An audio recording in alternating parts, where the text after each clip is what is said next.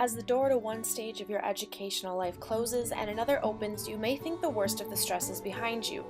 Things like signing up for your first college classes, managing your finances, or choosing which clubs to join are all part of the excitement of being a new college student. With all of this comes a fair amount of stress, but there are ways to cope with it. One is to have good relationships. So it's important to have time with friends to build relationships. It's also important to prioritize your time.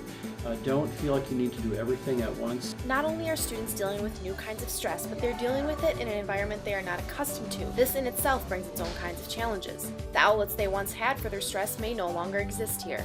New students are more prone to kind of higher levels of stress because everything's new. They're moving away from families in a lot of cases, having to manage laundry, waking up on time, remembering to do your homework, cleaning your room without having those reminders kind of in place. If things like building healthy relationships, having a healthy diet, or exercising aren't enough to eliminate the stress, there are other options at St. Cloud State.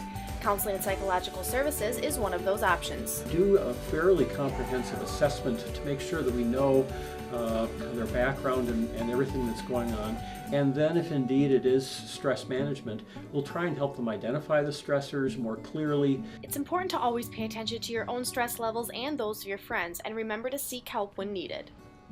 As a new student in college, there will be stress that follows. The trick, though, is to find a way to cope with it. Thankfully, here for students at St. Cloud State, there are plenty of options. All you have to do is find the one that works best for you. Alexis Pearson reporting, UTVS News.